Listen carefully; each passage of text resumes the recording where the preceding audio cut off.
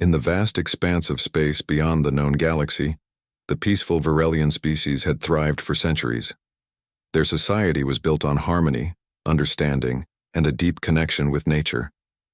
The Varelians lived in peace with their environment, and their technology, while advanced, focused more on balance than conquest.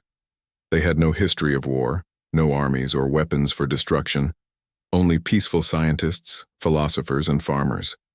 They believed in the goodness of others, in the power of communication, and most of all in mercy. But now, that very mercy was being tested. The Dravka Empire had set its eyes on the Varelians. Known for their ruthless expansion and cruel tactics, the Dravka had already swept through many planets, leaving nothing but devastation in their wake. The Varelians, however, had no desire to fight. They had always believed that peace could be achieved through dialogue, that mercy would win over violence. But against the Dravka, it seemed that peace would not be enough. The Varelian Council met in their grand hall, the air heavy with worry. The once peaceful room was filled with tension, the faces of the leaders etched with concern. They had tried negotiating with the Dravka, but it had been futile. The invaders had shown no interest in peace, only in domination. "We must do something," said Councillor Theron, his voice shaky as he looked out at the gathered council. His normally calm demeanor had been replaced by desperation. "If we don't act now, we will be wiped out, our civilization, our history, gone." The room fell silent. Everyone knew the truth of his words. The Dravka were coming, and there was no way the Varelians could defend themselves. Their weapons were not designed for battle. Their technology was focused on healing, growth, and understanding, not on destruction. They were not warriors. "We need help," said another counselor, Rila, her face pale. "We must reach out to the stars. We need someone who can help us, someone who understands war. But who could possibly help us in this situation?" There was a murmur of agreement from the others. The Varelians had never been fighters, but they had heard rumors of other species, warriors from distant worlds who were said to have the power to defeat even the fiercest enemies. These so-called Deathworlders were feared throughout the galaxy. Their reputation was both terrifying and awe-inspiring. The Deathworlders were said to be humans, fierce and unyielding, with a history of survival in the harshest environments. They had a reputation for conquering impossible odds, defeating invaders with relentless force. Councillor Theron stood up, his hand shaking as he pressed a button on the council table. A holographic map of the galaxy flickered into view. His finger hovered over a distant star system, one that was light years away from the Varelian homeworld. He tapped the coordinates. "We have no choice. We must send a message. If there is even a chance that they might help, we must try." The Varelians knew the risks. The Deathworlders were known for being ruthless, unforgiving, and often without mercy. But they also knew that without help, their people would be annihilated. The Varelians had one hope left: mercy from the Deathworlders. A message was sent, a cry for help. The words were simple, written in the most direct language they could find. "We seek aid. Our people are at the mercy of the Dravka. We ask for your help. Please, we beg for mercy." The transmission was sent, and the council could only wait. Days passed, then weeks. The skies above the Varelian homeworld grew darker as the Dravka fleet drew closer. The Varelians had no army to defend themselves. They had no way to fight back. Their only hope now rested on a distant message, a plea for mercy sent out to the stars. But as the Dravka ships loomed closer, something else appeared on the horizon, something unexpected. The day the Deathworlders arrived, it was not with fanfare or hope, but with the cold and silent presence of an approaching storm. The skies above the Varelian homeworld darkened once again, but this time the Varelians saw something else. Great ships, massive and intimidating, appeared in the distance. The Varelians held their breath, unsure whether this was the help they had asked for or the beginning of their end. The ships were unlike anything they had ever seen. They didn't gleam with the shine of advanced technology or the smooth curves of peace. These ships were rough, jagged, built for war. Their appearance alone struck fear into the hearts of the Varelian people. The very presence of these ships sent a shiver down the spines of the council members. "Are these the Deathworlders?" Ryla whispered, her voice trembling. "Are they here to help us?" Theron's face was grim as he stared at the approaching fleet. "I don't know, but they're not here for mercy." The ships descended from the sky, and with them came an air of cold finality. No signs of peace, no gestures of diplomacy. The Deathworlders were here, but they were not here to negotiate. The landing ships touched down on the Varelian homeworld, and soon, figures clad in dark armor stepped out. They were humans, as the legends had said, but their presence was unlike anything the Varelians had imagined. They walked with purpose, their movements swift and calculated. They did not look like beings seeking peace. They looked like beings preparing for war. "We've come," a voice echoed from a loudspeaker on one of the ships. It was deep and commanding. "We've heard your plea, but you need to understand one thing." The Varelian Council gathered in a small group, their faces a mix of fear and curiosity. They had asked for mercy, but it was becoming clear that mercy was not what they were going to receive. The figure who spoke stepped forward. He was tall, his face hidden behind a mask, but his posture was straight, military. "We don't give mercy," he said. "We take action. If you want to survive, you'll need to fight. But we will help you win, if you have the will to survive." The Varelians were stunned. This was not what they had expected. They had hoped for help, for diplomacy, for a way to avoid bloodshed. But the Deathworlders were offering none of that. They were offering survival, but at a cost. A cost that might be too high for the peaceful Varelians to bear. For the first time in their history, the Varelians were forced to consider that the only way to save their people was through force. They had spent centuries avoiding violence, avoiding the very thing that the Deathworlders now demanded. Action. Theron, the council leader, looked to the sky, feeling the weight of the situation pressing down on him. Their world was about to change forever. There was no going back. The Varelians had expected mercy. Instead, the Deathworlders had come. The sky above the Varelian homeworld darkened as the massive ships of the Deathworlders descended. The first signs of their arrival had been a series of ripples across the atmosphere, like a storm far away, and then the unmistakable shadow of their warships.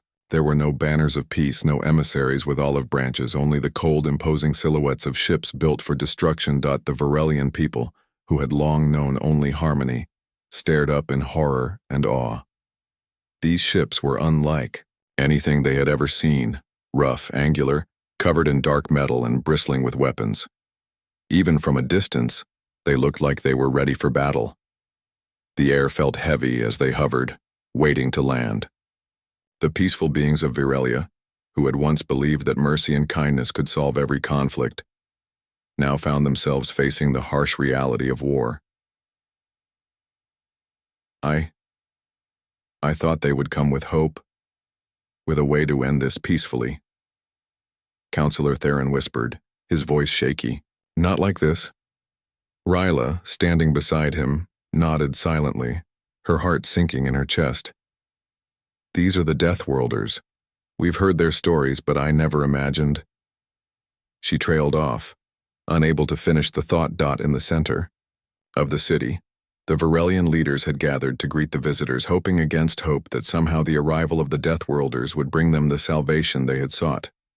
They had expected help, but now it felt more like a storm was coming. The Deathworlders were not here to negotiate. They were here to act. The hope for a peaceful resolution was fading, and in its place, the reality of survival began to settle. The ships touched down with a loud, heavy thud, sending clouds of dust and debris into the air. The silence that followed was deafening, as the Varelians watched with a mixture of dread and curiosity. They had no idea what to expect from these feared warriors. Had they made the right choice in calling for their help? Would they regret it? The first human soldier to step out of the ship was tall, broad-shouldered, and dressed in dark armor. His face was hidden behind a helmet, but his presence was undeniable. Behind him, dozens more soldiers followed, their movements precise and disciplined. The Varelians had never seen such force, such deadly efficiency. There was no fear in their eyes, no hesitation, only cold determination. One of the soldiers, a woman, stepped forward. Her armor was slightly different, more decorated, suggesting a higher rank. She looked out at the Varelian leaders, her eyes cold behind her visor. Her voice echoed through the air as she spoke. "We've come because you asked for help. We don't give mercy, we give victory." The words sent a chill down the spines of the gathered Varelians. They had expected mercy, but this was not mercy. This was something else entirely. The Deathworlders were not interested in negotiation. They were here for one reason: to defeat the Dravka, no matter what it took. It was clear to the Varelians now that they were not being saved by kind-hearted warriors. They were being saved by soldier. The sun rose slowly over the Varelian capital, casting long shadows over the bustling city. The streets, usually peaceful and quiet, now hummed with activity. Varelian soldiers, many of whom had never picked up a weapon in their lives, were training. They were learning the harsh lessons the Deathworlders had come to teach. The Varelians' delicate hands, once used for healing and building, now gripped weapons designed for destruction. It was a strange, uncomfortable feeling, but it was one they had to embrace if they wanted to survive. Counselor Theron stood near the training grounds, watching as his people tried to adapt to their new reality. He couldn't believe how quickly everything had changed. Just weeks ago they had been peaceful, untouched by the cruelty of the galaxy. Now they were preparing for war, and the only thing that could save them was the same deadly force they had once feared. Beside him, Rila stood with her arms crossed, her face filled with concern. "I never imagined it would come to this," she said quietly. "I thought we could avoid all of this, somehow." Theron sighed. "We all thought that, but sometimes survival doesn't come from avoiding danger. Sometimes it comes from facing it head-on, no matter how hard it is." The Varelians were learning quickly. The Deathworlders had begun training them the moment they arrived, their methods as brutal as they were effective. There were no gentle lessons here, no long speeches about the value of peace. The Deathworlders showed no patience for anything less than results. Every mistake was met with sharp corrections. Every failure was a reminder of the stakes they were playing for. The Dravka would not offer mercy, and neither would the Deathworlders. In the days that followed, the Varelians slowly became familiar with the tools of war. They learned to wield blasters, to fight hand-to-hand, to move with the precision that the Deathworlders demanded. At first it felt unnatural. Many of them struggled with the heavy weapons, their movements awkward. But under the watchful eyes of the Deathworlders they grew stronger. It wasn't easy, and many of the Varelians were exhausted, physically and emotionally. They had never trained for this, never imagined they would need to. But the Dravka were coming, and the Deathworlders were here to help, or at least to make sure they were prepared. Theron watched as a group of Varelians fumbled with their blasters, the weapon shaking in their hands. The Deathworlder trainer, a man with a hard face and cold eyes, stepped forward. Without a word, he pushed one of the Varelians to the ground. "Get up," the trainer barked.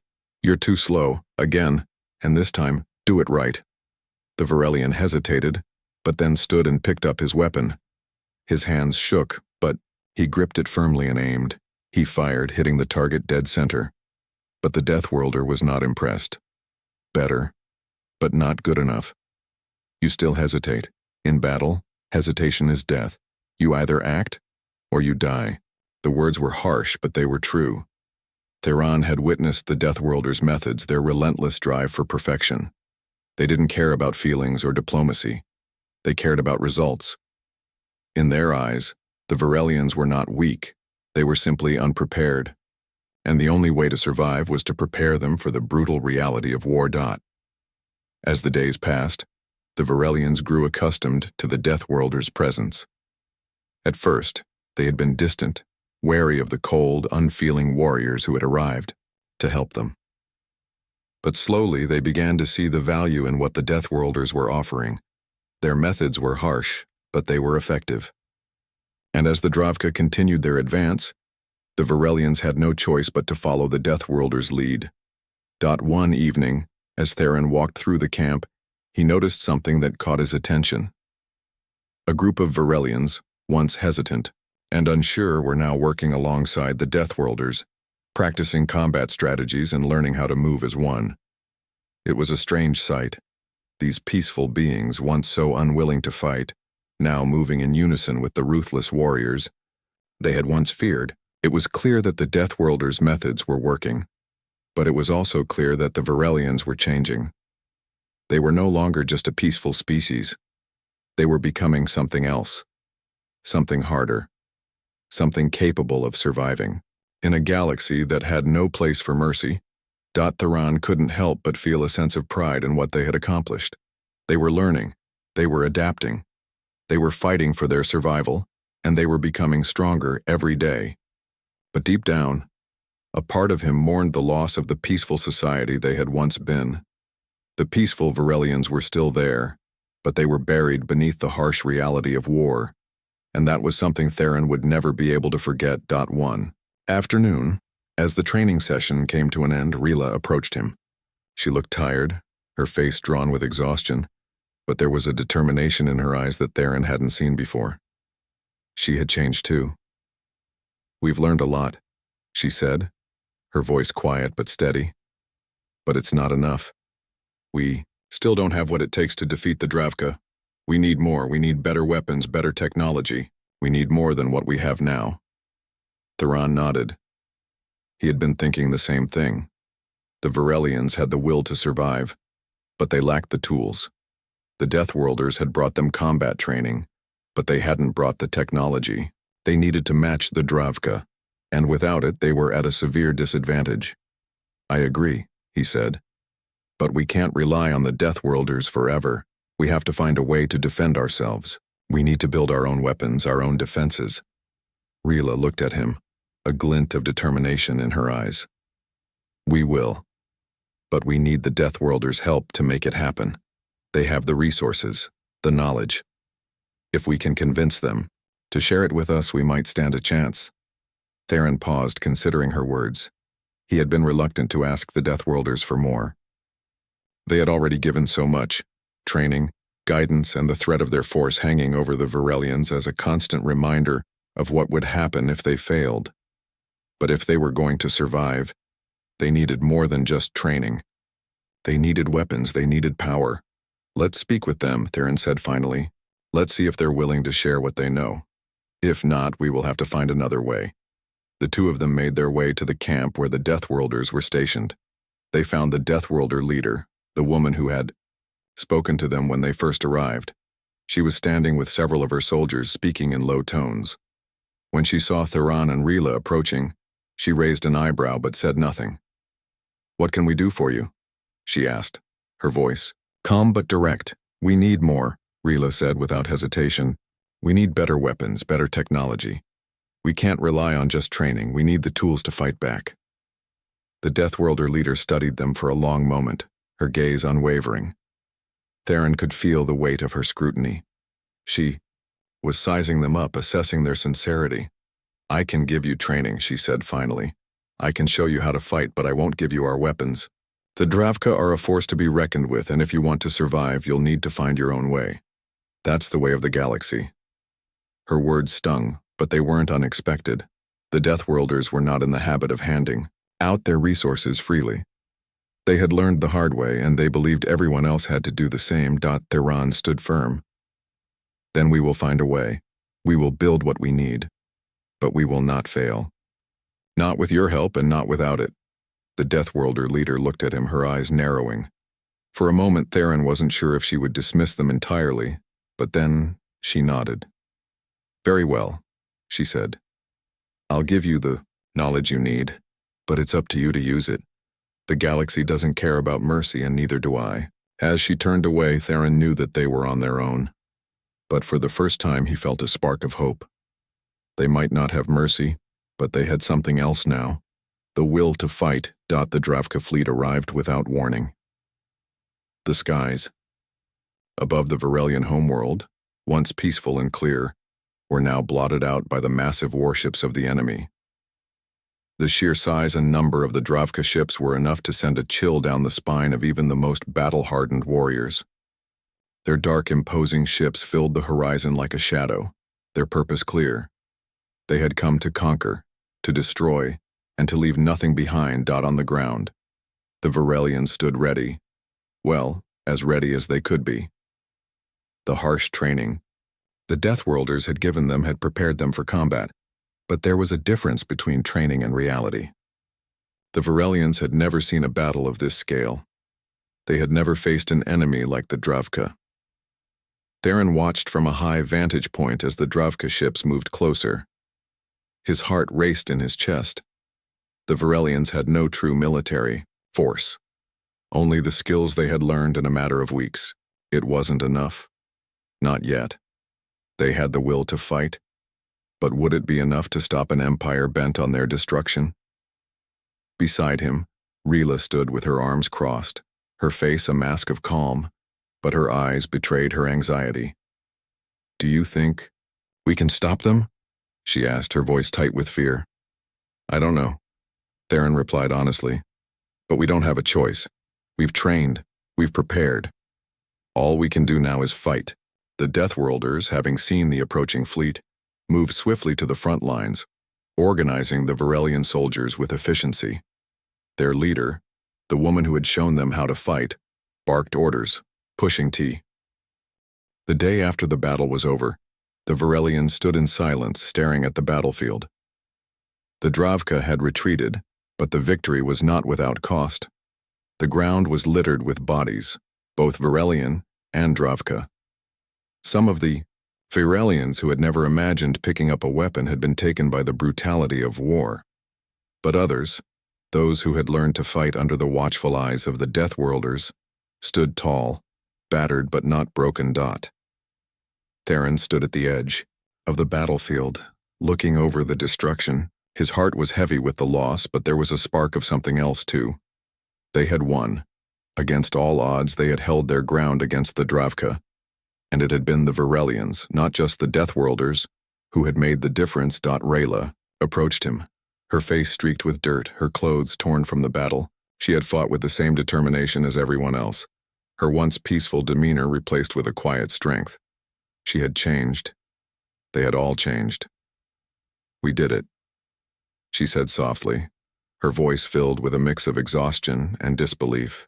"I can't believe it. We actually won." Theron nodded but didn't speak for a moment. The weight of what they had just accomplished hung in the air, and he wasn't sure what to say. The battle had been a turning point, but it wasn't the end. They had fought hard, but they knew the Dravka would come back. This was only the beginning of a much larger struggle. "We held our ground," he said finally, his voice firm. "But the Dravka will return, and when they do, we'll be ready. We can't stop now." Rila nodded.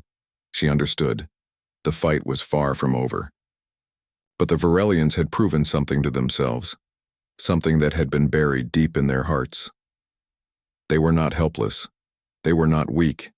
They were capable of standing up for themselves, of fighting back, of surviving. Over the next few days, the Varelians began to rebuild. The Deathworlders helped them clear the battlefield, teaching them how to maintain their weapons, how to fortify their defenses, and how to prepare for the next wave of attacks. The Varelians worked tirelessly, their minds focused on survival. But in their eyes there was something different now. They were not just learning how to fight, they were becoming warriors. The Deathworlders, while still distant and detached, seemed to respect the Varelians' determination. They were no longer the helpless species that had pleaded for mercy. They were fighting alongside their new allies, standing shoulder to shoulder with the cold, unfeeling warriors who had shown them the harsh realities of survival. Theron watched as a group of Varelians worked with the Deathworlders, preparing for the next battle. It was a sight he would never have thought possible just a few weeks ago. The once peaceful society was now united in their struggle for survival, and they were growing stronger with every passing day. As the days turned into weeks, the Varelians continued to train. They practiced combat techniques, honed their aim, and learned how to defend their homeworld. The Deathworlders pushed them hard, but the Varelians were no longer afraid. They understood now that mercy had no place in war. If they wanted to survive, they had to fight with everything they had. One evening, as the sun dipped below the horizon, Theron stood on a high ridge overlooking the city. The air was cooler now, and the world felt still, as though the calm before another storm had settled over the planet. The Varelians had prepared as much as they could. They had the knowledge, the strength, and the will to fight. But something gnawed at Theron. The Dravka would return. They would not let this defeat go unanswered. The Varelians had seen how ruthless the Dravka were, how they operated without mercy. The Deathworlders had taught them that survival meant fighting, back that sometimes there was no other choice but to be just as brutal as the enemy. But could the Varelians hold on to their humanity in the face of such violence? The question haunted Theron as he stood in the fading light. Would they lose themselves in the battle? Would they become just like the very enemy they fought? It was a question he didn't have an answer to. But one thing was certain: if they were to survive, they had no choice but to continue down this path. They had to fight. They had to be ready. A voice broke through his thoughts, and he turned to see Rila approaching. Her face was tired, but there was a look of determination in her eyes. "We've finished fortifying the defenses," she said. "The Deathworlders are satisfied with our progress. But we both know it's not enough. We need more." Theron nodded. "I know, the Dravka won't stop. They'll come back stronger, more determined." Rila looked at him, her gaze unwavering. "We'll be ready. We have to be. We've learned what we need to survive, and now it's time to take the next step. We need to strike first." Theron raised an eyebrow. "Strike first? You mean we go on the offensive?" Ryla's voice was firm. "Yes. The Dravka are strong, but they're not invincible. We've learned a lot from the Deathworlders. We can use their methods to turn the tide. If we strike first, we take the initiative. We catch them off guard." Theron thought for a moment. The idea was bold, dangerous even. But it was also their best chance. The Dravka would return, and when they did, they would bring even more forces. The Varelians couldn't wait for them to come. They had to act first while they still had the element of surprise. "We'll need the Deathworlders' help," Theron said, his voice steady. "We can't do this on our own." "We'll ask them," Rila agreed. "But I think they'll agree. They've seen what we're capable of. They know we can fight." Theron nodded. "Then we need to make our move before the Dravka regroup. We'll strike hard and we'll strike fast. If we catch them off guard, we can win this." The decision was made. The Varelians, now warriors in their own right, would take the fight to the Dravka. They would strike first with everything they had. The battle for their survival had reached a new phase, and the Varelians were ready to take on the Dravka on. That night, as Theron lay in his tent, his thoughts raced. The stakes had never been higher. The next battle would be their most dangerous yet. But the Varelians had something now that they hadn't had before: confidence. They were no longer just surviving. They were fighting back, and they had the will to win. When the Dravka returned, the Varelians would be ready, and they would not show mercy. The sun rose over the Varelian capital, casting long shadows over the battlefield that had once seemed impossible to survive. The city was quiet now, the kind of calm that follows a storm. But it wasn't the peace of victory. It was the calm of anticipation.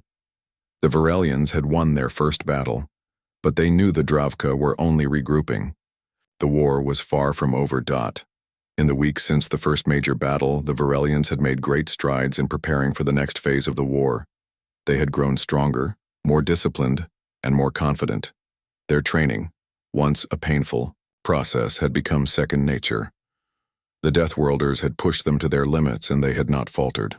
The weapons, once foreign to them, now felt like extensions of their own hands. Theron stood at the edge of the city, his eyes on the horizon.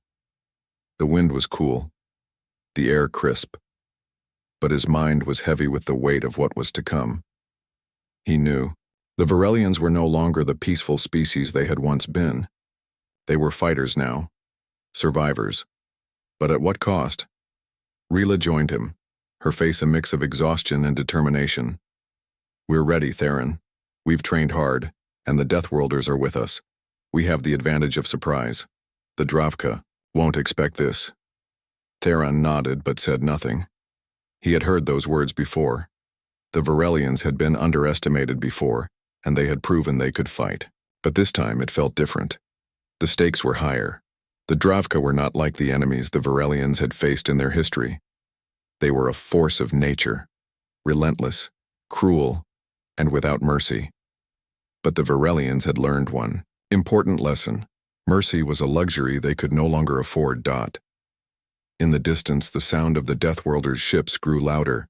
Their arrival was imminent. The plan was set. The Varelians would take the fight to the Dravka, not waiting for them to strike again. They would be the ones to strike first, using the element of surprise to catch their enemies off guard. But it wasn't just the Deathworlders' firepower that had given them this edge. It was the spirit of the Varelians themselves. They had learned what it meant to fight, to survive, and now they were ready to show the galaxy what they could do. As the Deathworlder ships descended from the sky, their massive forms casting long shadows over the land, the Varelians gathered. Their numbers had grown over the past weeks.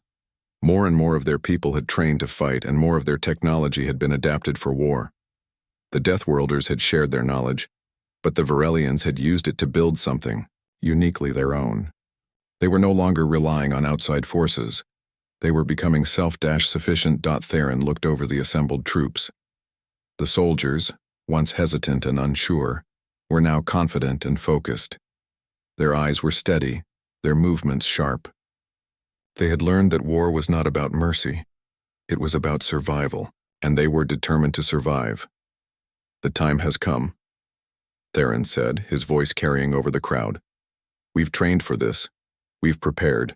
We've fought side by side with the Deathworlders, and now it's our turn to lead the charge. We strike first while the Dravka are still regrouping.